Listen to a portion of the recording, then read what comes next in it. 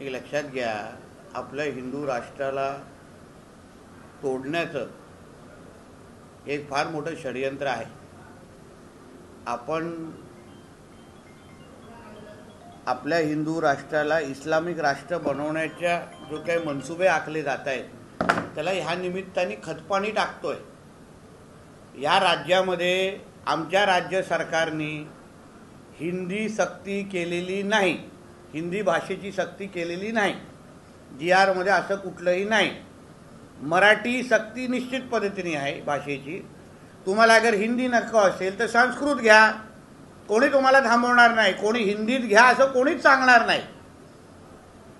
पण हिंदूमध्ये अगर भांडणं लावण्याचे कार्यक्रम होत असतील, हिंदू समाजालाच अगर तोडण्याचे कार्यक्रम होत असतील, तर उद्या इस्लाम राष्ट्राला बनवण्यामध्ये तुम्ही हातभार लावताय का ह्याच्याबद्दल थोडा विचार करून आंदोलन करावं असं माझं मत आहे. आणि म्हणून राज्य सरकारमध्ये आम्ही आहोत. आदरणीय फडणवीस साहेबांनी पण हीच भूमिका घेतली आहे. आमची सगळ्यांची भूमिका आहे की कोणी हिंदी सक्ती केलेली नाही, करू शकत नाही.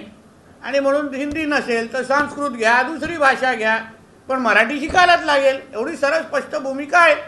आणि म्हणून आपल्या हिंदू राष्ट्रामध्ये हिंदूंना मध्ये भांडणं म्हणजे जिहाद्यांना मदत करण्याची ही भूमिका असू शकते. अबू आझमीने एक वादग्रस्त वक्तव्य केलं. त्यांनी असं म्हटलंय की वारीच्या पालख्यांमुळे रस्ता जाम होतो, आम्ही कधी तक्रार केली नाही याची, असं ते म्हणतात. अहो, दर शुक्रवारी जे गॅस सिलेंडर वरती येतात त्याबद्दल मग जे आम्ही वारंवार बोलतोय त्यावर मग हा अबू आझमी सारखे कार्टे कधीच काय बोलताना आपल्याला दिसले नाही. आमचे महाकुंभ आलं तर हे लोकांना आक्षेप घ्यायचा, आमची वारी सुरू झाली तर त्यांच्यावर आक्षेप काहीतरी घ्यायचा. आणि वारी त्या वर्षभरामध्ये सुरू होत चालू राहत नाही.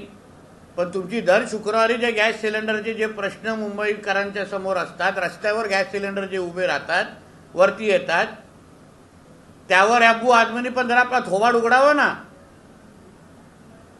आमच्या प्रत्येक हिंदू सणांवर, संस्कृतीवर तुम्हाला बोट उचलण्याची जी हिंमत जे आमच्याच हिंदू राष्ट्रामध्ये बसून जे अबू आझमी सारखे जे कार्टे जे करतायत ना, ते काय आम्ही इथे खपून देण्याचं काय कारण नाही. हिंदू मुसलमान करायचं आणि स्वतःचे सगळं राजकारण करत बसायचं हे घाणेरडी वृत्ती आहे. आणि म्हणून तुम्ही आमच्या हिंदू सणांवर, आमच्या हिंदू संस्कृतीवर बोलण्याच्या अगोदर मग आम्ही उद्या हज यात्राबद्दल प्रश्नचिन्ह निर्माण केलं तर चालेल का? तिथे जे जे काही प्रकार ज्या कानावर येतात हज यात्रेच्या काळामध्ये ते काय पोषक नसतात. म्हणून आमच्या हिंदू कुठल्याही सणांवर, वारीवर बोलण्याची हिंमत कोणी करू नये. वारी तशीच व्यवस्थित पद्धतीने चालणार. तुम्ही पहिले तुमचे दर शुक्रवारी रस्त्यावर जे काय गॅस सिलेंडर वरती येतात ते पहिले खालती करा आणि मग आमच्यावर बोलण्याची हिंमत करा.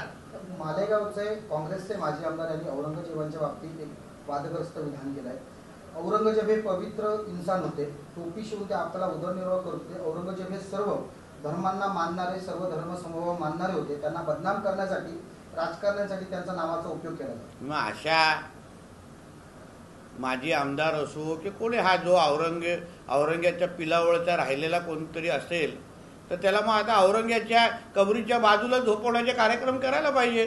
कारण का ज्या औरंग्याने आमच्या स्वराज्याच्या विरोधात जे काही कटकारस्थान केले, आमच्या हिंदू समाजाच्या विरोधात कटकारस्थान केलं, आमच्या छत्रपती संभाजी महाराजांना हाल करून त्यांना मारलं, त्या औरंग्याचे गुणगान कोण ज्या ह्या महाराष्ट्राच्या मातीतून कोण करत असेल ना, मग त्यालाही औरंग्याच्या कबरीच्या बाजूला झोपवण्याचा कार्यक्रम मग आमचे शिवभक्त आणि हिंदू समाजाचे हिंदुत्व विचाराचे कार्यकर्त्यांनी घेतले ना, तर मग त्यांना चूक म्हणता कामा नये. सर, संजय राऊतांनी एक वक्तव्य केलंय. त्यांनी असं म्हटलंय की गद्दार लोक सेना हायजॅक करणार होते पण त्यांना पळून जावं लागलं, असं ते म्हणतात. असं आहे की आता हे गद्दार कोण ह्याच्यावर आता वेगळं एक पुस्तक लिहिण्याची वेळ आलेली आहे. कारण का मातोश्रीशी आणि आदरणीय हिंदू हृदय सम्राट बाळासाहेब ठाकरेंची सर्वात मोठी गद्दारी कोणी केली असेल तर ती संजय राजाराम राऊतनी केलेली आहे. कारण आज जी काही शिवसेना किंवा उबाटाची जी अवस्था केलेली आहे, उद्धव ठाकरेची जी अवस्था केली आहे ना, त्याचा प्रमुख जबाबदारच हा संजय राजाराम राऊत आहे. कारण का त्यांनी जे काही काँग्रेस राष्ट्रवादी बरोबर हे ना घ्यायला जे प्रवृत्त केलं, त्याच्यामुळे आज उबाटा जन्म दिलेला आहे.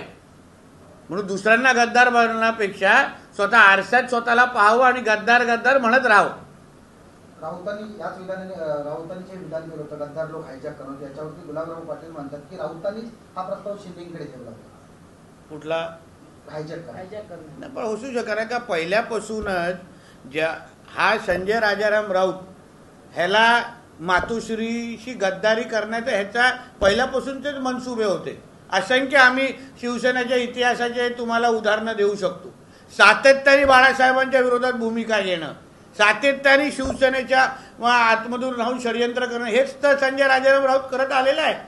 म्हणून गुलाबराव पाटील जे काय बोलले त्याच्यामध्ये चूक नाही. म्हणून राजसाहेब बाहेर निघाले, त्यांनी संजय राऊत त्यांच्या कार्यकर्त्यांनी संजय राऊतांची गाडी फोडलेली आहे. मग हाच शकुनी मामा आहे. आज आपला वाढदिवस आहे. कालपासून शुक्र कार्यकर्ते अभिष्ट चिंतन सोहळा सुरू आहे. काय कार्यकर्त्यांना संदेश द्याल आणि आपला संकल्प काय? असं आहे की आज कालपासूनच माझ्या महाराष्ट्राच्या कानकोपऱ्यातून शुभेच्छा देण्यासाठी, सदिच्छा देण्यासाठी कार्यकर्ते आणि शुभचिंतक मला भेटत आहेत. त्यांच्यात प्रेम आणि आशीर्वादामुळे आज महाराष्ट्रामध्ये मला मंत्री म्हणून काम करण्याची संधी मिळालेली आहे. महाराष्ट्राची सेवा करण्याची संधी मिळालेली आहे. माझ्या कोकणातली ची सेवा करण्याची संधी मिळालेली आहे. आणि त्यांच्याकडून मिळणारी जी ऊर्जा आहे, त्या ऊर्जामुळेच आज मी माझ्या हिंदू राष्ट्रासाठी काम करू शकतो. त्याचबरोबर माझ्या खात्याच्या माध्यमातून माझ्या महाराष्ट्राची सेवा करू शकतो, माझी कोकणाची सेवा करू शकतो. म्हणून त्यांच्याकडून त्यांचे आशीर्वाद आणि मार्गदर्शन आणि ही ऊर्जा माझ्यासाठी अति महत्त्वाची आहे. भारत और ईरान और इराक इजराइल के युद्ध में भारत ने इजराइल की पक्ष लिया है. हालांकि सोनिया गांधी जी ने इस पर लेख लिखकर खुला ईरान का समर्थन किया है. क्या कांग्रेस मुस्लिम तुष्टीकरण के लिए ऐसा कर रही है? देखिए, कांग्रेस जैसी पार्टियां जो मुस्लिम लीग की बी टीम रही है, उन्होंने पहले से ही ये हमारे देश को इस्लामिक देश बनाने में बहुत बड़ा हाथ और बहुत बड़ी साजिश कांग्रेस जैसी पार्टियों ने रची थी. इसलिए जो अभी आपने ईरान का जो उदाहरण दिया वो आपको आश्चर्य करने जैसी चीज़ नहीं है. यही चीज़ों के वजह से ही आज कांग्रेस की ये हालत हो गई है. और तुष्टीकरण के राजनीति के वजह से ही आज गांधी फैमिली की जो कोई विश्वासार्हता कम हुई है, वो यही तुष्टीकरण के राजनीति के वजह से. सर, मालेगांव के जो कांग्रेस के जो माजी आमदार है, उन्होंने ऐसा कहा है कि औरंगजेब पवित्र इंसान थे. क्या कहेंगे इसके बारे में? ऐसा है कि ये हमारे छत्रपति शिवाजी महाराज और छत्रपति संभाजी महाराज के भूमि में अगर कोई भी वो औरंगजेब को बड़ा करता होगा, उसको उसके तलवे चाटने का काम कर रहा होगा, तो फिर उसको भी औरंगजेब के कब्र के बाजू में सुलाने का वक्त फिर आ गया है. उसके बारे में हमारे शिव भक्त और हिंदुत्ववादी कार्यकर्ता जरूर उसके बारे में निर्णय लेंगे. और ऐसे औरंगजेब के प्रेमी के लोगों को हमारे महाराष्ट्र में रहने का कोई अधिकार नहीं.